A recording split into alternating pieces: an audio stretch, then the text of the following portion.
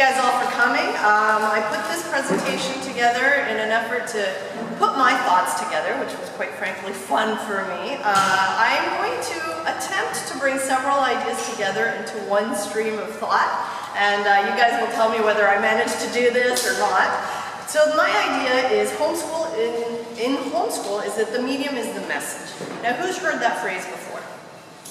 I have. Okay, for Canadians, how many are Canadians? I want to get a show of hands here, because I realized as I put this together, inadvertently, this is a very Canadian presentation, and really I didn't mean to do that, but it's just an interesting outgrowth. Now, why homeschool is the best fit for the coming future, and this is what, for me, is so interesting about homeschool. And so, the first thing, I want to tell you what my central thoughts are that I'm going to try and string together. And they are eclectic. So first, the direction that the global economy is going in. What are we preparing our kids for? Okay, because if we don't know what we're preparing them for, it's very hard to have a name as to what we're doing. The next thought is understanding how and why institutional education was created, and the structures of these institutions and how they actually structure our kids. And for those of you that know the meaning of the medium is the message, that's where this comes in, and I will make that very clear, I hope. The evolutionary biology and attachment patterns. Now, we talked a little bit yesterday about attachment parenting, so this will come to here. And how they affect the emotional well-beingness of our children and their effectiveness in future life. I think we know that if somebody emotionally isn't well-centered, it is going to be very difficult for them to undertake whatever it is that their life brings upon them. And so this is an underpinning of homeschooling for me that I want to bring forward. And then very strangely, global warming. So this is going to be my attempt to link all these four thoughts together. Now, any questions about that before I go on? Does that make sense? Is that confusing already? Okay, so first, what happens with our world economy right now?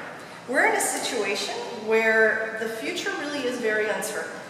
We already hear as parents, I know that we've had individual conversations with several folks here about how economically life has kind of pushed them in directions that were unexpected. And a lot of it has to do with what's going on in the labor force and in the economy.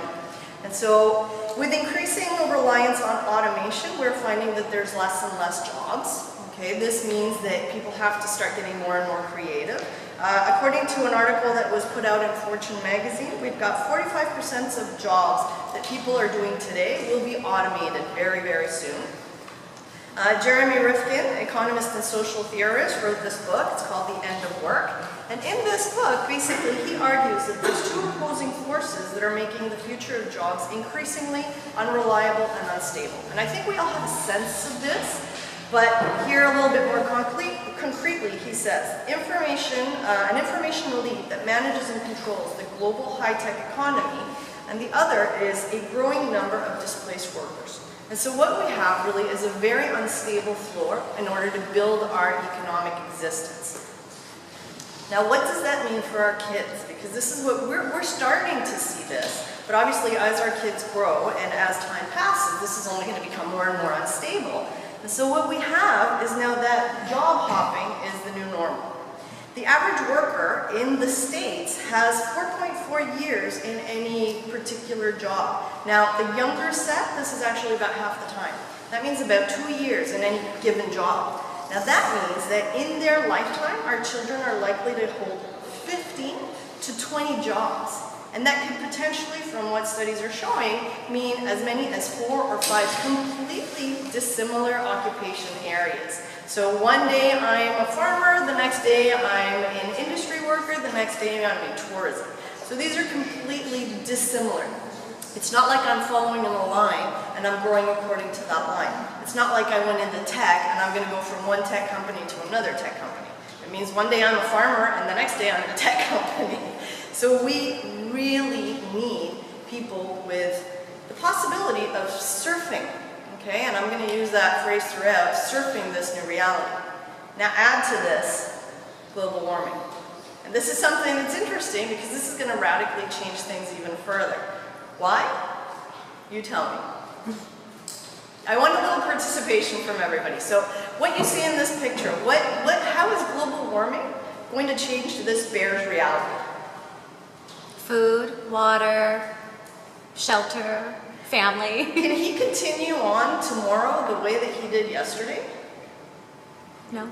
See, this is something that when you realize that we don't really know how far up the ocean is going to move, or maybe it's not going to be that bad, but maybe it will, but maybe it'll just shift a little bit. But maybe the folks that right now are in a farming district won't be able to farm anymore because it'll move further north or further south. Maybe those shifts are going to be huge. Maybe they won't be, but certainly it's going to mean adjusting. Okay? And in the particular context of this conference with Global World School, that tells us a lot about movement. This peninsula, for example, if the ocean does move up just a wee bit, is completely flat. So pretty much everybody here would eventually have to. So that the local looks and connects in with the global schooling that we're talking about. Anyways, so now I'm going to link this to the next thought. Now this is Marshall McLuhan, and he's a Canadian philosopher of communications theory and a public figure. And his phrase is, "The medium is the message." Now it's very important, in order to understand what I'm going to talk about, that we get what he talks about. Basically what he says is, a medium affects society in which it plays a role, not by the content delivered over the medium, but by the characteristics of the medium itself. Now he uses a light bulb to explain this. Is there content in a light bulb? What's the content of a light bulb? There's no content. It gives light. How has the light bulb changed our lives? Think of your life before light bulbs, or your ancestors' lives before light bulbs, and your life now with light bulbs. What has changed? The ability to read at night. The ability to read at night. Our relationship with day and night. What else? 24 hours, so you could potentially have a 24-hour cycle and labor and work. Anything else?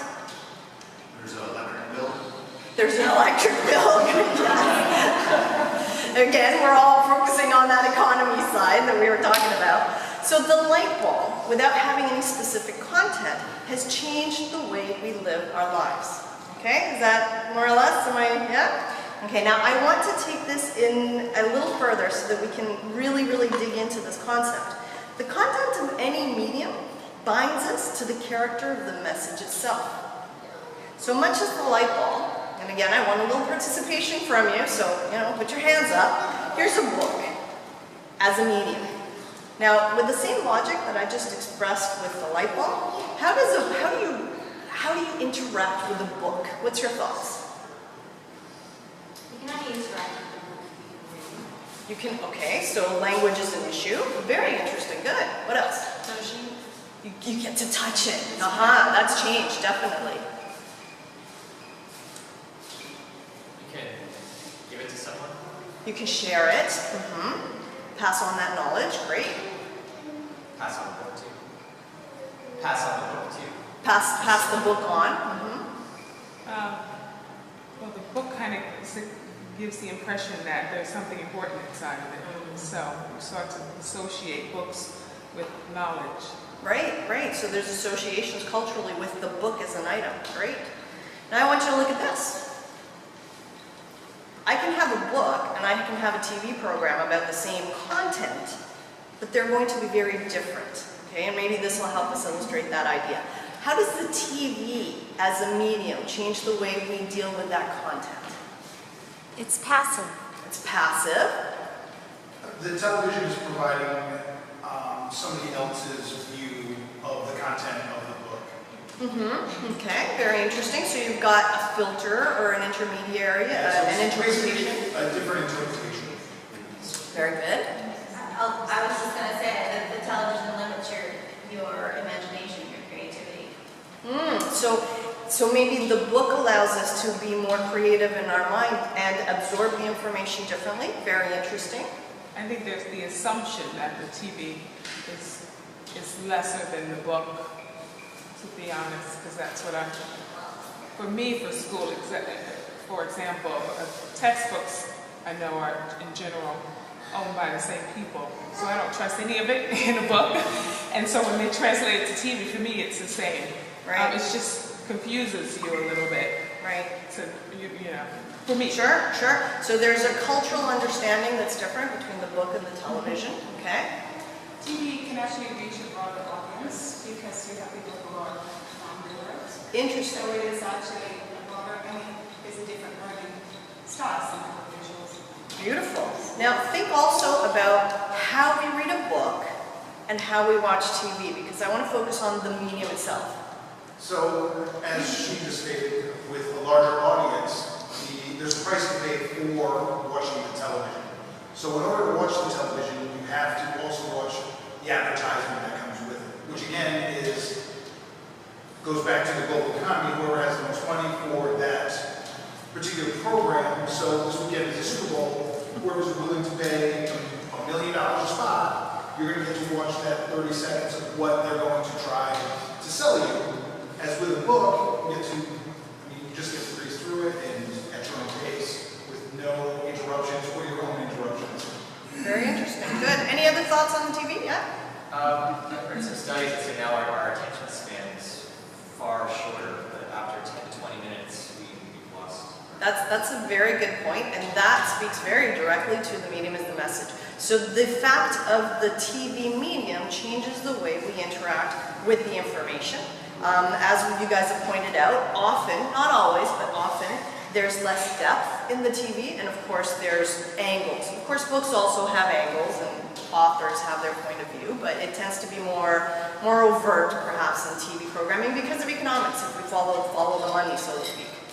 I just wanted to point out too that for myself as a learner, I'm a visual learner.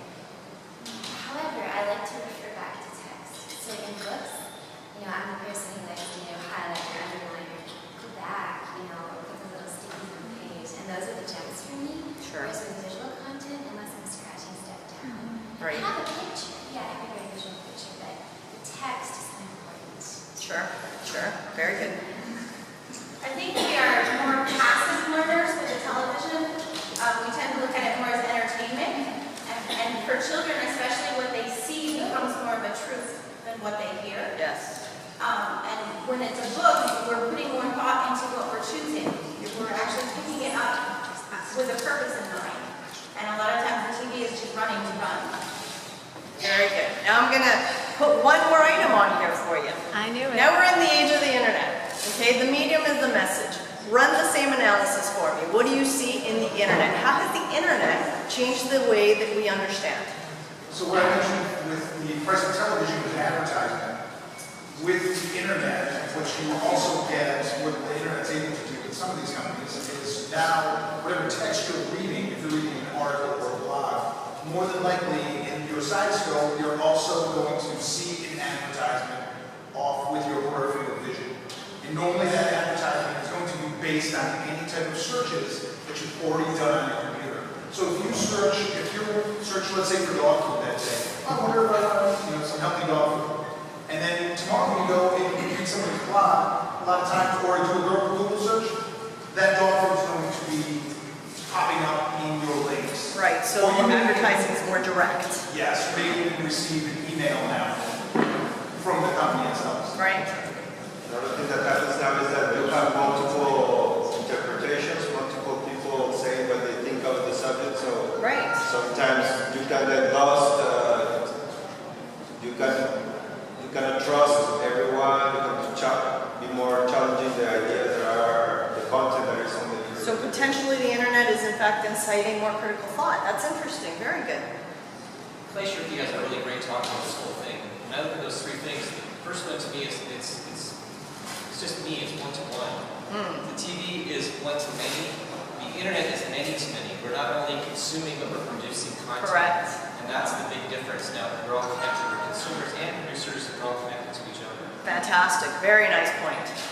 I have a little difficulty with that because we assume that everyone is connected to the internet, and it's actually not true. Sure, all of us in this room probably have the potential to be connected to the internet, but there are many people, and I think this is where that economic reality kicks in, that we are basing our economic reality on our experience where we've grown up or we have exposure to, but there's lots of thousands of people that will never have access to the internet, will never have that media Fantastic.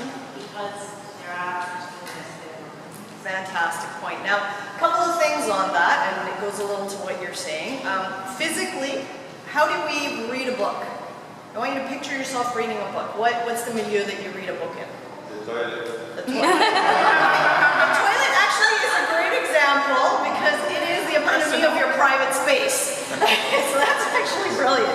A book is, generally speaking, an individual situation. You sit, you read, it's an individual experience. How do we watch TV? Hopefully not yet in the toilet, although I'm sure there's some households where that is true. On the phone. What? You can put the same in the TV in the toilet. Nowadays, but that goes back to the internet. Right. Let's skip one step back. Let's think of the big TV block. How do we watch TV? In the living room. So in an interesting way, it's actually a family gathering, potentially. So we interact differently with each medium. And today, we actually have people who will change the way they physically move in the city, depending on where they can have access to Wi-Fi. How many people, when you came to the conference, one of your first points of this is an issue for me is where can I get Wi-Fi? And so we literally now move physically in space in different ways than we did before Wi-Fi was an issue. That's a very clear example of the medium is the message. So the medium has now changed the way that we deal with our situation in life, how we interact with our world. Okay, now I want to apply the same analytical framework to school and understand what the medium of school is actually teaching our kids. So, school, it's top down. That gives you an idea. I want a little bit of an interaction. How does school teach our kids as a medium, not as content? Are you talking about traditional schools? Traditional schools. Okay. Traditional, yeah. Okay. Traditional institutional education. Okay. K to 12 is, for me, actually, the main difference between homeschool, unschool, world school is institutional versus non-institutional. Got it. So here I'm discussing institutional education, the one that chances are most all of us here present actually grew up in. So tell me, put that same framework of analysis into school and tell me what you think. Obedience is rewarded. Obedience is rewarded. Beautiful. What else? You're controlled, the student is controlled, their content that's given to them, they have no choice over. Content is controlled, set from above. Estandarización. Standardization. Everything's standard. Method of doing things. There's one way to do each thing. Beautiful. By the way, I want to introduce Myron Frankman, who is partially an inspiration of all of what I do today. He is actually the man who opened up the possibility for me to create my own university career. So, yeah, he's a fantastic inspiration to open learning. Anyway, yes? One size fits all. One size fits all. Physically stationary. Physically stationary, very interesting. That's particularly interesting for our kinesthetic children. We've got more and more kids that are being told that they need to be on all sorts of drugs because they're not stationary enough. Okay, so very good point. Age segregation. Age segregation. Looks like a prison. Looks like a prison. Actually, institutionally, there's a lot of similarities. Yeah. Class segregation. Class segregation. Very interesting. So you've got your private schools, you've got your public schools, you've got your schools now for the super affluent 1%. Yeah. Interaction with people of your own age. So similar age groups, you're separated and segregated. And I would say, again, to the top-down issue, it's about indoctrination. You are subjected to whoever decides what you need to be subjected to. Clearly, I'm speaking to the choir. So I'm just going to go through some of these. It's top-down, it's systematic. Rules and orders are prioritized. Goals and standards are set from above. You do not get a choice in what you think is important. It's intended to serve many and thus must be standardizing. And you end up with a situation where in the best of cases they're teaching to the middle, and often it's not even that, they're actually teaching to the lowest common denominator. Prioritizes conformity. You cannot, no matter how wonderful and inspired a teacher you are, have 30 children that are individuals and teach 30 children with one teacher and actually do individualized learning. It's literally impossible. So you have to have conformity. Categorizes and pigeonholes people, and we talked about that already as well. It assumes that it is the holder of the higher truth, what is right. Yeah. Okay, this is really important, and we talked about it with the 9 planets on our first talk that we had, and it's something that's apparent in so many ways. I remember when we moved to Canada, it was very interesting for me because a textbook was given to us for social studies. And there was 4 quadrants, and throughout the year we were going to learn about 4 different civilizations. Interestingly enough, the quadrant for Latin America happened to be Mexico, and it was a family from a very poor background, and they lived in a cabin with dirt floors.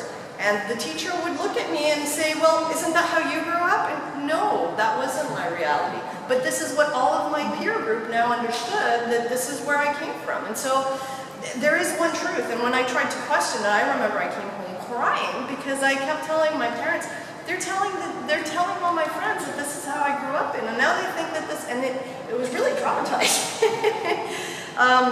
So there is a hold of, this is the truth, and I remember that the teacher's response was, well, I'm sorry, that's what's in the textbook, you know? And I know we've all got examples like that. Okay, curriculum must be created before it is put into action, so inevitably, by the time it's actually used, it's somewhat or terribly outdated.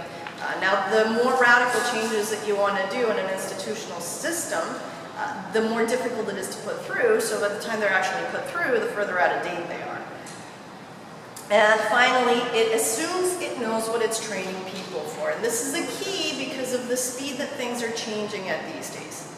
Okay? Our school systems are based on things from the past, and they have not been able to move fast enough to change in order to really be training our kids for what ultimately is an unknown future right now. And so it's basically rigid. Now, back to Marshall McLuhan. We shape our tools, and thereafter, our tools shape us. We create the light bulb, and the light bulb now allows us to work 24 hours a day. We create the internet, and the internet now means that I'm going to go to this spot geographically and not this spot geographically. We shape our tools, and our tools shape us. So now again, let's apply this to the school. What does school teach our kids? That their parents don't know anything about taking care of them. Beautiful point. Beautiful point. What she said was the school teaches the kids that their parents are basically not the authority. On anything. And not anything. And in fact, that goes to the story that I was just telling. My parents actually went to talk to the teacher, and her response was, well, it doesn't matter, that's what's in the textbook. Fortunately, I had more attachment to my parents, etc., but the truth is that that really could have, basically the message there was, well, the book knows better than you even though you came from there. Yeah. Anything else? What else does the school as a medium teach our kids? You must conform. You must conform, yeah? I was going to touch on a point where when a child questions the text, like I remember questioning whether it was Thanksgiving or if Columbus discovered America, how do you discover something that there were already people in? The answer was the same. It's, we can't question the text. You know, that's maybe something, maybe you should just not ask that question. And again, when you tell a child not to ask a question, you're kind of taming that child down. So when they do get into the workforce, when they do have a question, it's not going to be answered. Because, you know, it's in the text. When I get to my job, it's in the handbook. I don't have to know that. You're teaching the child not to ask questions, yes, which goes directly against what you were proposing in the talk that you put forth. That's brilliant, yeah. I was just going to mention that, as we all know, we can question the text. But with the text, you know, the text, I think it's all emotional. It's very emotional based from everything that's going on. And the text doesn't explain, you read about it, and you create this emotional vision. So it's everything's all emotional, and that's how you start to relate with other people across the world, maybe, possibly. Okay. And for myself, I think, like, if you're going to question the text, then we're creating, is there a way to create education by creating groups or like the ruins of the world, let's just say, because everything's emotional, so everything is energy. So, you know, each one of these ruins of the world carries an abundance of energy.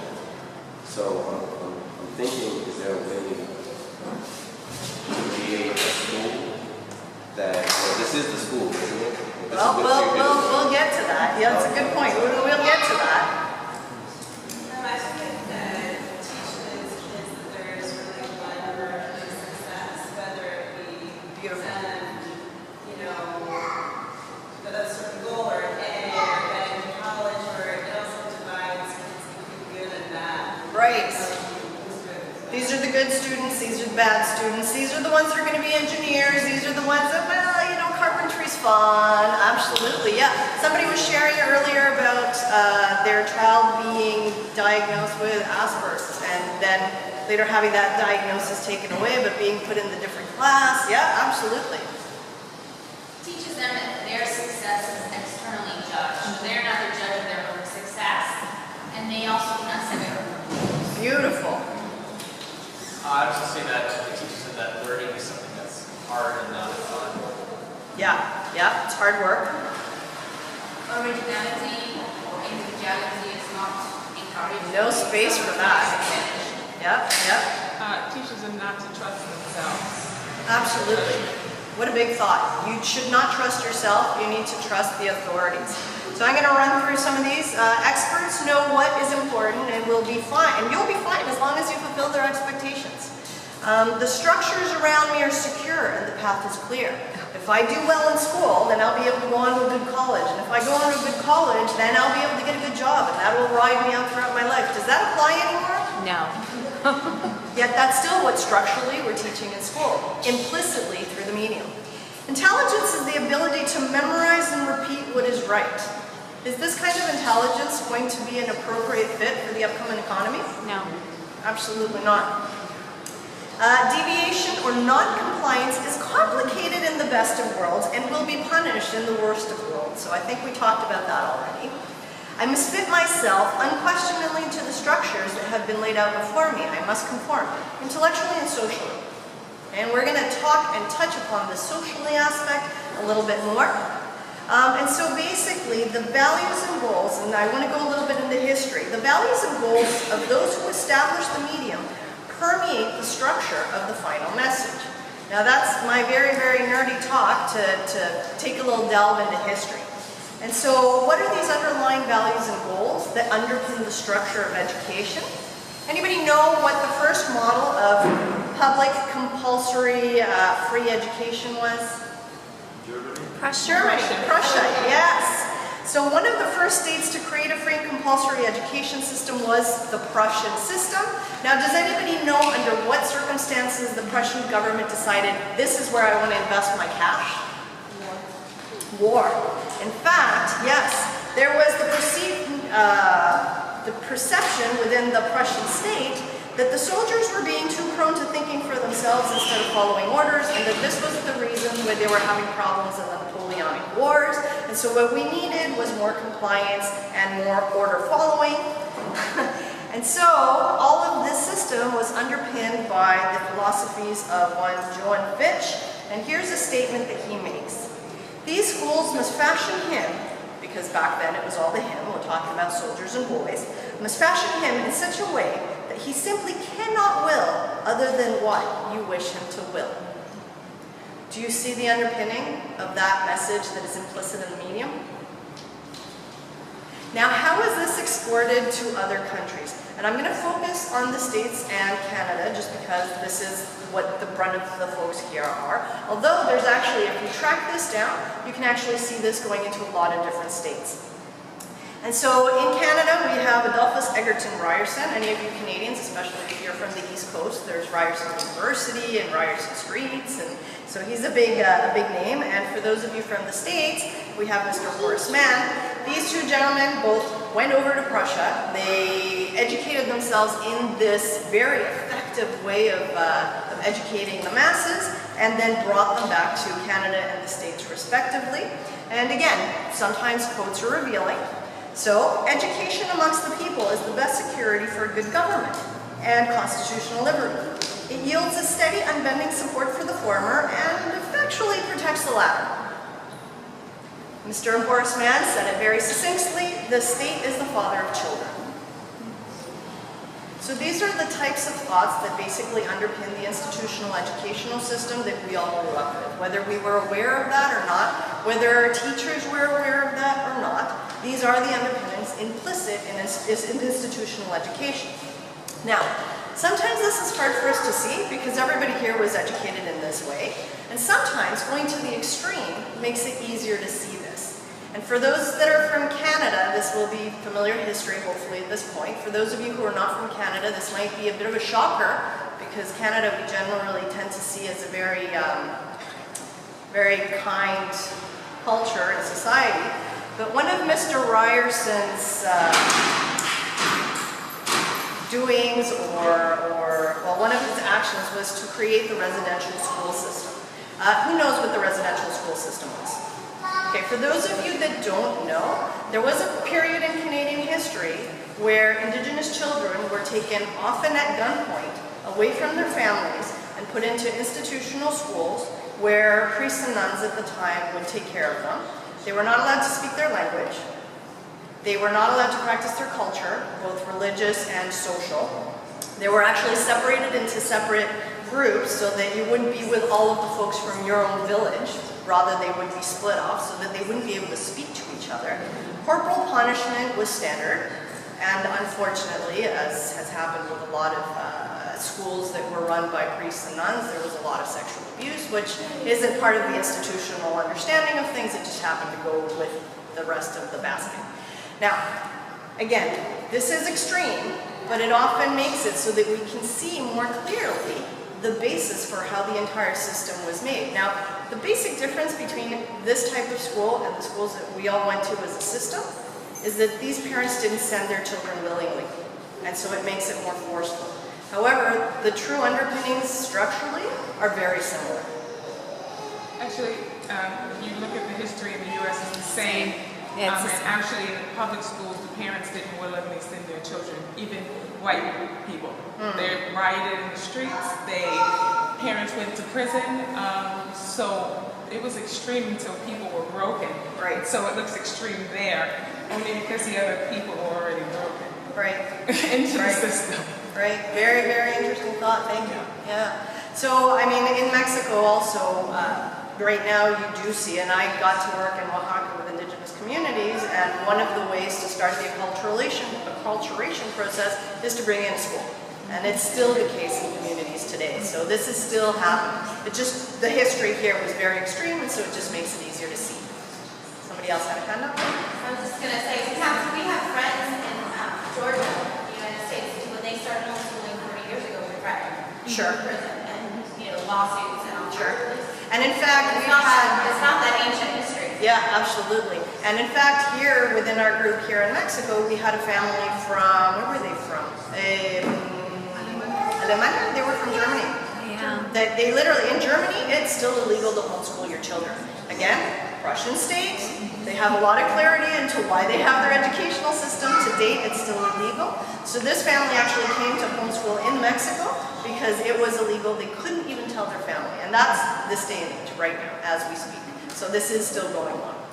Anyways, so now what we do is we take that early institutional educational model, and then the Industrial Revolution happens. And so the Industrial Revolution says, yay, this is perfect. We can grab folks, and now instead of turning them into malleable citizens, we turn them into appropriate workers.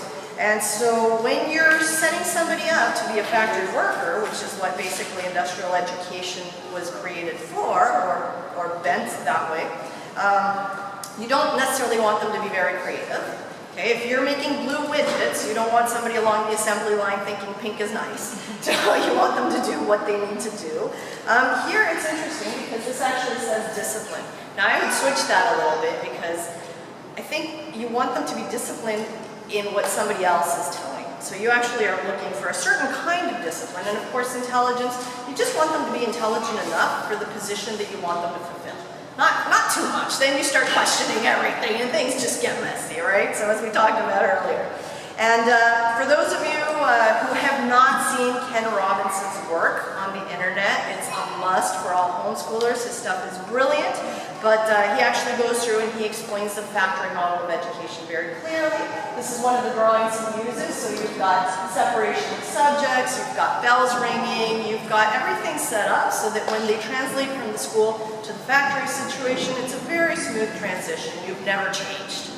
And actually, in the United States in the early 1900s, Henry Ford funded this movement. Correct, correct. And interestingly enough, we often look to Waldorf education as a real alternative, and Waldorf actually was created for the kids of the factory workers. Right. So when you start looking underneath, there's things to be questioned there as well, because it was an education for the children of the factory workers. So anyway, that's another topic. Yeah, that's a huge topic.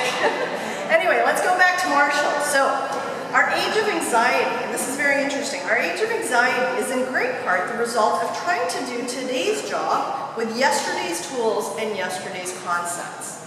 Now, I want us to keep this quote in mind for when we round out all of our different thoughts and we pin them all together.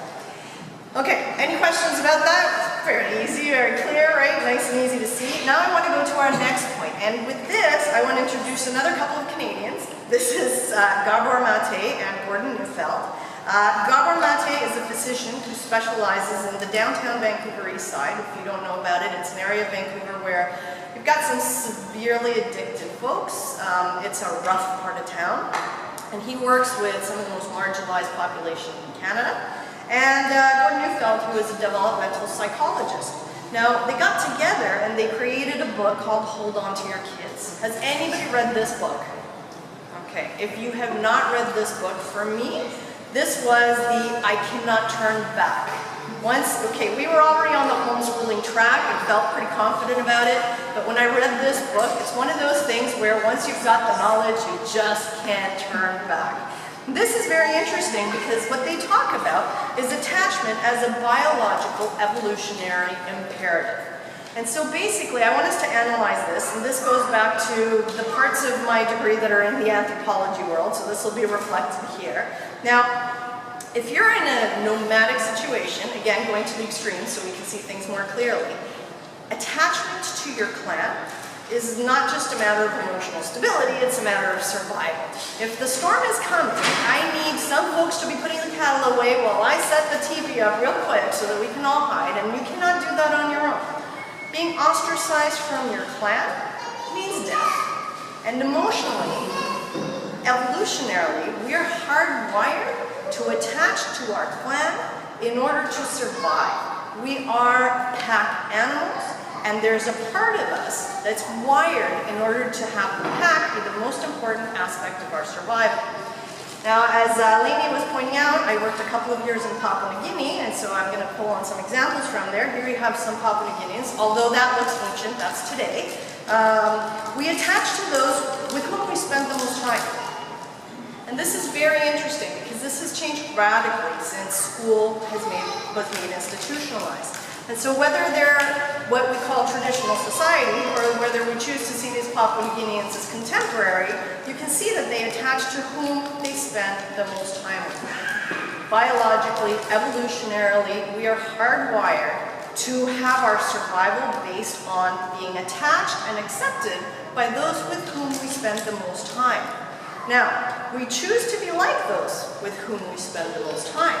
And this is very interesting, and this is where this becomes so very interesting to what we do with education and school. So evolutionarily speaking, whether we, again, look at this as a traditional situation or as a contemporary situation, we look to be like those with whom we spend more time. So what does Gabor Mate and Gordon Neufeld tell us about that as far as school is concerned? Well, before school, who did we spend most time with? Mom and dad, grandma and grandpa, extended family, cousins, aunts and uncles. And so what we had was a vertical attachment structure, where the people who were going to be our survival mechanism were our family. Now what we've done as school, especially now that school has become something that started at 13, moved down to 7, 5, and now basically moms often, because of work, have to put their kids entirely into daycare the moment that they get out of maternity leave, which in many countries doesn't even exist. And so we're looking maybe at a month after birth, they're already in an institutional setting. So now, who do our kids spend the most time with? Their peers. And so now what we have is that we've gone from a vertical attachment structure to a horizontal attachment structure.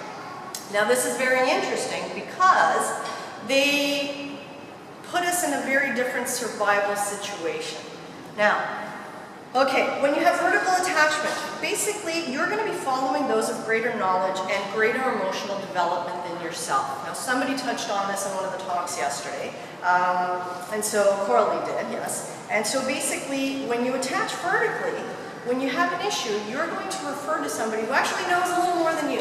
And not because they're brilliant, just because they've been around on the planet for a wee bit longer than yourself. And so when you're having a situation, perhaps with your peers, perhaps in school or wherever, and you're vertically attached, you go to somebody who knows a little more than you. Whereas with horizontal attachment, if your clan is the rest of the 4-year-olds, and you're having a situation, who's seen a group of 3-year-olds hanging out together with no adult supervision where you're just watching from afar? And somebody hits somebody else. How do we solve this? Hit again. With the mechanisms that we have at 3 years old. Now if you're 12 and you're having an angst situation and you're vertically attached, you're going to solve this very differently than if you're horizontally attached and you're asking another 12-year-old for advice on what to do. Here's your next idea. When you're attached vertically, those with whom you're attached have a long-term vested interest in your development. Whereas when you're attached horizontally, really there is no long-term vested interest. Your peer group, we're good today, we're not good tomorrow, really it's not a big deal, I don't really care about you in the long term. Whereas mom and dad, they have a survival long-term vested interest in that child and their development. So what you have basically is a very emotionally secure situation and a very emotionally insecure situation. Now, I want you guys to look at this picture. Now I want you to interpret this picture, and let's call him Johnny, and I want you to interpret this picture if Johnny is vertically attached.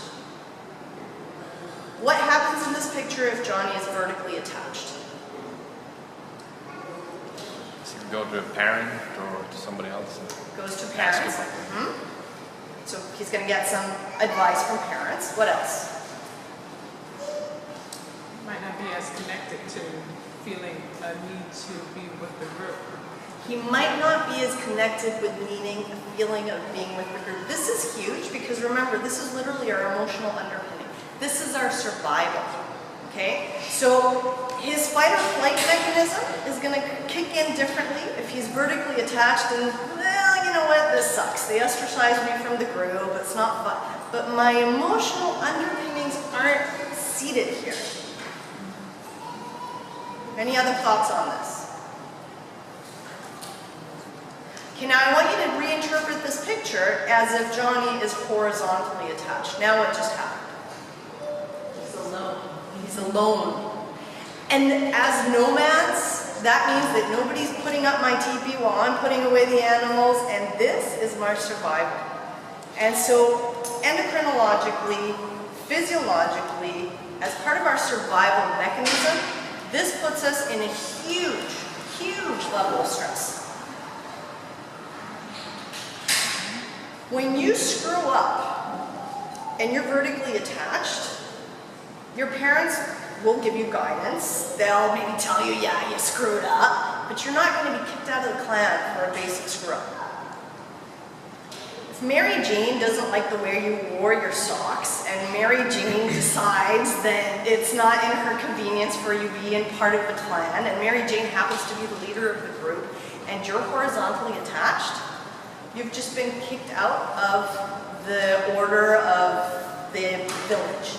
And now you are on your own in the wilderness. And so endocrinologically, emotionally, we've seeded our security in completely unstable ground because Mary Jane and her friends don't really care what happens to us long term. And it's interesting from the perspective of homeschool because what's one of the first things that people question about when you make the decision to homeschool? Socialization. Socialization.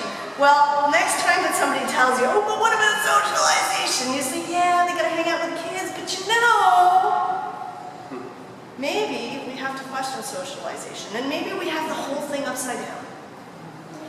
Gabor Mate works with the most marginalized of populations, and so again, he's seeing the extreme of what happens when we're horizontally attached.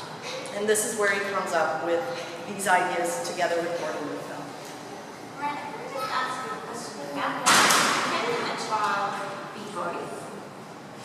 Can a child be both? Well, one of the things that he talks about in this book is that you cannot have two primary attachments. Yes, you can have a peer group that's important to you, but your roots are going to be seated here, or they're going to be seated here. Why is it then that the child invariably grow up with a family?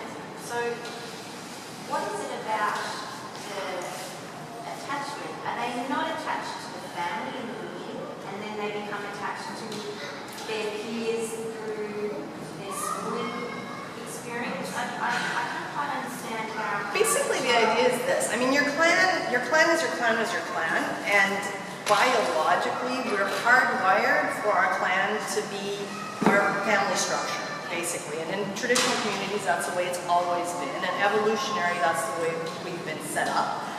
It still applies today because we don't change biologically, evolutionarily fast enough to catch up with education and school and this and that.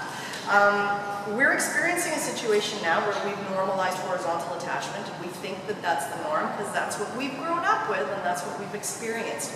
But we're also having a situation where there's a lot more stress and a lot more angst. And I'm not saying this is the only reason, but again, and we find it here. People often ask me, well, why did you decide to go back to Mexico? Really? With your kids? Don't you think you should go to Canada? And you know what? I appreciate in Mexico that the family's still alive, that grandma and grandpa are still around, and that we can get, people need socialization, the kids need clan, yes. Where do you find your clan? That's the question, and it goes back to what we were discussing yesterday as well, and creating clan structures for our nomads. But the reason that we're all seeking clan is because this is so deeply hardwired in us. Otherwise, we wouldn't care about going to a new country and finding clan, and this wouldn't be an issue. So yes, as homeschoolers, we seek out other homeschoolers so that our kids have clan. But the point that I want to make for homeschooling based on this book is that the first and most important clan is the vertical clan. And the kids need to know that no matter what, mom and dad are there behind them. And that this is where their rootings are. Now once you're rooted, and once you're solid, now you can expand horizontally. But you know that if something happens to you, clan is there, and you're solidly rooted in the ground. I just want to mirror back something that you just said. You said that, well, how is it that children grow up in a family and then they seek this horizontal attachment? Just because a child's in a family does not mean they're attached to their family. So, yeah, that's huge. Is that then suggesting that those children that do not feel attached, that do not have a sense of clan from their family, will invariably, Not invariably. Okay, again, I think I got your question. It doesn't mean that you're not going to be able to function at all. It just makes your functioning more cumbersome. And it can be healed.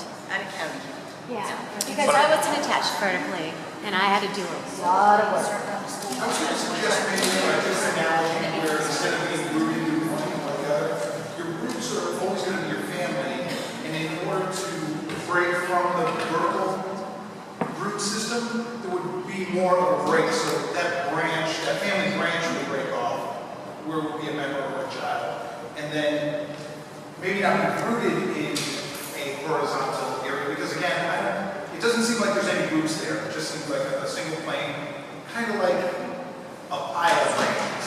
And at any time, one of those branches will be thrown out.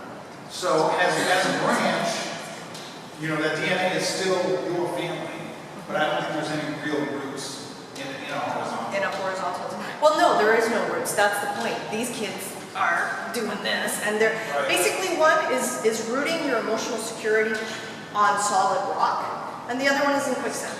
And so what happens is that very easily you can be destabilized emotionally, whereas if you're vertically attached, you're rooted more solidly.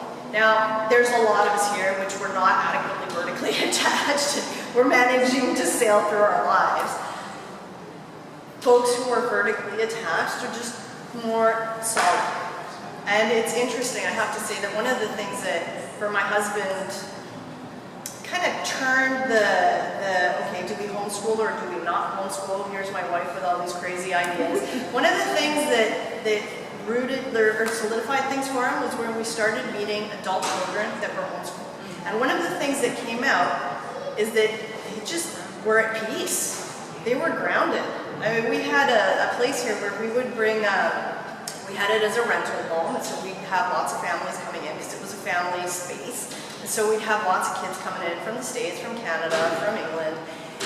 There was a whole bunch of kids, like, you know, with this kind of, I'm here with my parents, you know. And then we had this homeschool family, and the kids were engaged, and they would talk to adults, and they had interesting conversation, and they didn't have this, I'm here with mom and dad face. And to him, that was like, you know what, sometimes you have to see the result. And that's not to say all homeschool kids are perfect, but we've just noticed that there does tend to be a pattern, and that homeschool kids with this vertical attachment somehow are more at peace with themselves and what they're doing in their lives. I just want to point out that something to also keep in mind is that the value of the vertical roots, I think, have a lot to do with the health of the family. And in large populations, both in America and Canada, very dysfunctional family and vertical relations. And the homeschooling idea, I really think there's a class issue that comes along with that. And I just like to always keep throwing that out there. That there are a lot of people whose kids need that public support. And I think the way schools do it is not right, it's not best. But just separating, just putting it all on the family is just not doable for a large portion of the population. Couldn't agree with you more. Now the issue again, going back to the roots, is why are so many families so screwed up? And my feeling on that is because we've broken that vertical attachment in the past. And so it's not that the vertical attachment versus the horizontal attachment is the issue, is that that vertical attachment has been broken back so far back. And so yes, you have dysfunctional families because everybody's grown up horizontally attached. No, it's because that's the whole thing about modern society. It forces people, everybody, you know, the mom and the dad to go to work, and it's all about buying stuff, a bigger house, a bigger car. Right. And even with school, they have the after schools, everybody needs to do the sports, and so it's all about getting everybody to be busy, That's right. working to get stuff so you can consume more, and then ends up with, you know, the family is broken, and then it just goes on and on. Somebody yesterday said the true luxury in today and into the future isn't having surplus capital, it's having surplus time. And who do you apply your surplus time to? Your vertical attachment group. So yeah, some thoughts that are coming in from the other presentations. Just to sort of touch on that, the lineage, it's a class issue, but it started a long time ago. Me, as a black person in America, my family was broken, you know, a few hundred years ago. So it's a class issue that started intentionally so long ago. Now it seems a little more obvious because it's trickled down into other ethnic groups. Now it's just so out of control that everyone from all classes and races can see it. Right. But there have been, you know, obviously going into indigenous cultures and seeing the difference, the separation that happens. And it's deliberate. It takes 100, 200, 300 years for other classes or races to see it when it hits their doorstep. But for, say, my family, it was broken before my mother was born. Right. That's the thing, you lose the sense of community, yeah? So that's a thing where, you know, not everybody needs a snowblower or a car. You can share it with people on your street, yeah? So it's, so you can spend less money if people share more and have community. Absolutely. So yes, obviously homeschooling, and I think that we touched upon this in one of the previous presentations as well, one of the prohibiting factors for a lot of folks is the economic reality, and that is a structural class situation, absolutely. Now, we can't fix what happened, we can understand it, and we can build from where we are today with this understanding. And so next time that somebody says, oh yeah, but the socialization, this gives you a very solid footing to say, yeah, socialization is important, but socialization with whom and with whom primarily. And again, it's not to say that horizontal socialization isn't important, it just cannot be the primary attachment location.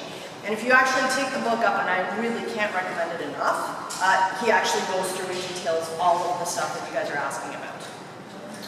I think just vertical attachment is very apparent if you just actually think about it as adults, in our age group. Children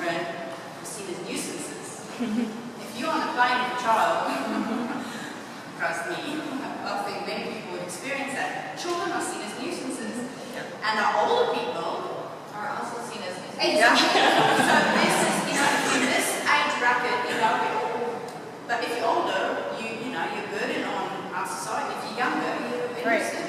And this is actually, and thank you for that, this is actually a reflection of the fact that we were brought up in same age groups. And so we didn't have the situation where we were always living with younger kids and know how to deal with them, and older generations and knowing how to deal with them. So yeah, the fact that we're having that situation reflects upon how we were raised, because we're part of this history. So we're understanding how we're embedded in this history. And so basically the idea is that evolutionarily, vertical attachment is of critical importance to our emotional security. Now, if you're not emotionally secure, everything else is just harder. Some of us might deal with it better, and some of us might have a sunnier face than others, and that's going to be a whole lot of different factors who does better with it or not. But if you can, with this knowledge, understand that vertical attachment is crucial to your kids being able to go out in the world and do what they feel they need to do, then this radically changes the way we think of a lot of things in our society.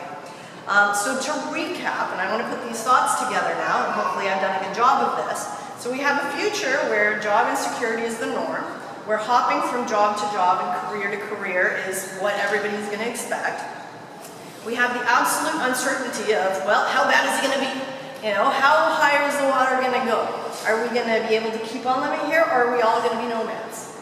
Okay, how is this going to affect the future? Maybe new jobs will open up, but who's going to be able to take those jobs? And we'll talk about that in a second.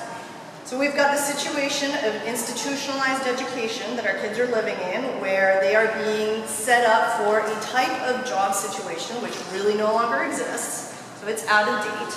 And then you've got this situation of horizontal attachment and emotional insecurity throughout our society. And so, now I want to look at our alternative. Well, any questions about this scenario? Okay, so to recap, that's the recap, and then, so now let's look at education outside of the pre-established institutional structures. And again, this is my catch-all for homeschooling, world schooling, unschooling, name it as we will. And you guys all know about this, so there's different scenarios. You can do it at home, you can do it in the world, you can do it with, you can make the lab, you can do it around the world, as a lot of you guys are doing right now. And I want to take a little detour into lateral and divergent thinking. I'm being flagged on time, so I'm just going to do one of these. Okay, what is lateral or divergent thinking? This is real important, because lateral and divergent thinking, actually, let me do this a different way then. Here's lateral or divergent thinking. So lateral and divergent thinking is when we have the opportunity of thinking in things in different ways. Now, there's a book called Breaking Point and Beyond, and basically one of the problems, and you might have heard this earlier, is how many things can you do with a paperclip? Okay, now, when they did a study, they found that most people have 10 to 15 things that they could not come up with, and a genius can come up with about 200 things. Now, they did a study of 15,000 people, okay? Now, these people, interestingly enough, started at kindergarten, and what they found is that at kindergarten, 98% of kindergarten students came out at genius level. So they could make the paperclip into a paper airplane, they could make the paperclip into something that you stick up your nose, they could make it into an earring, they could make it a rocket ship that would divergent thought. You can do whatever. And how do you do that? Is the paperclip a 20-foot rubber paperclip, or is it this kind of paperclip? So I can go anywhere with my thinking. Yeah? Now, interestingly, when they did the study over time, they found that as they grew, divergent thinking took a dive.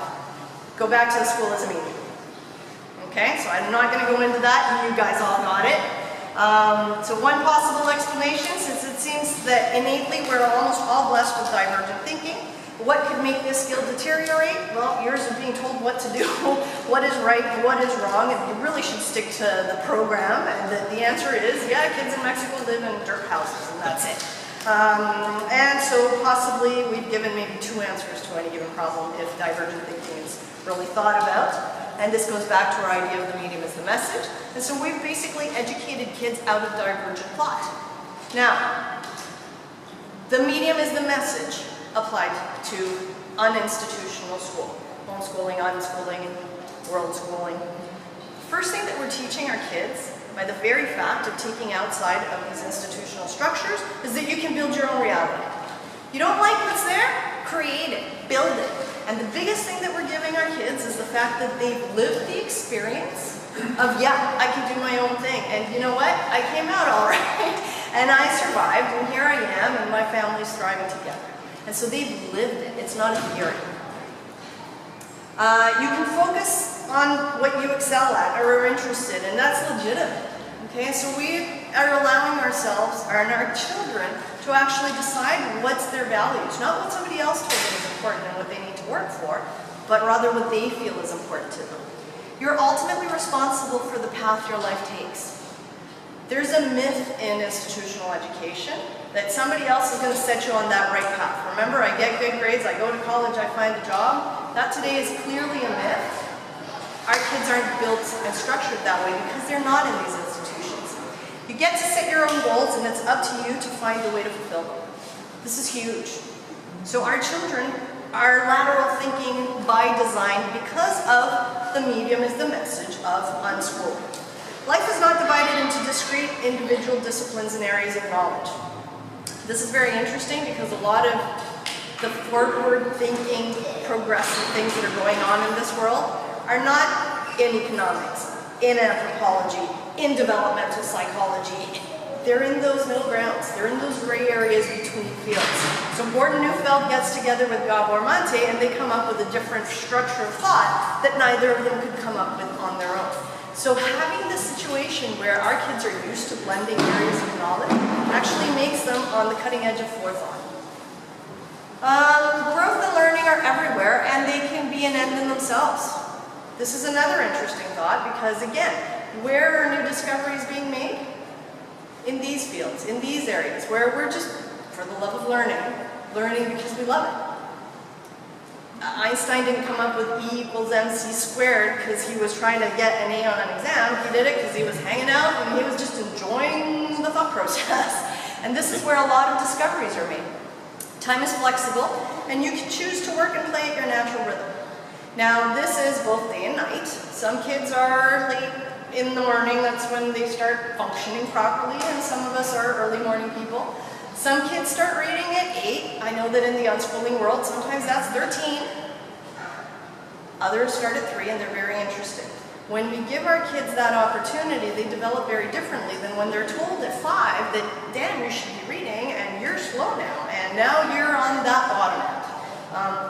My husband is a night owl, I'm an early riser. There's a lot of, he's pointed out to me many times, that there's a lot of very, very creative people that never saw the daylight in all their lives. And if you're a student of a standardized educational system, you have to be there in the morning. Why? Because mom and dad need to go to work. So the babysitting service and how our kids' education is structured around mom and dad's labor. Life is fluid, structures are fluid, change is constant and can be a positive source of opportunity. This is huge because of what's coming down the pipeline. And so our kids were born and raised in this idea. This is not a shock for them. Learning outside of institutional structures is practice for real life. Now I want to leave you with this image. This is my image of the happy homeschooler. And so I have her surfing on an economic reality that is shifting. Okay, you're on the ocean, it's going in one direction, it's going in the other direction, and here you have the security of riding on vertical attachment. So yeah, I can surf because I know I'm on my board and I'm stable and my knees are bent. I still remember my basketball coach, bend your knees, you always got to be ready. If your knees are bent, it doesn't matter what's going on underneath, you're able to ride it. And if you're riding on a very solid board, hey, that wave is cool, bring it on. Whereas if you're not, that's damn scary what's coming up behind you. You're hardwired for change. This has been their life experience throughout. And this goes back to that shifting economy. Their life has always been around, well, you know, what's working now? What's not working now? Let's shift it. How many of you guys have bought curriculums, used it for a little bit, and then discarded them because it wasn't the right fit? And nobody thinks that that's weird in our situation, whereas in school, you better fit to the curriculum, right? So our kids are used to this stuff. You got to see if it fits or not, and then you move accordingly. Brought up seeing that their parents are recreating reality. This is huge. None of us have this privilege. And I honestly don't think that we know just how huge this is going to be until we see our kids as adults going under their way, whatever that may be. Happy and content in this self-determined world. How many people are unhappy in their job? This is the job that they were told they had to do, right? These are the goals that were set for me by mom and dad, and so now I get up in the morning and I go to work, but this isn't where my heart is. Our kids, well, they're going to be creative and motivated from the heart. Homeschool gives, by its very nature, the medium is the message, the ability to confidently and joyfully serve the coming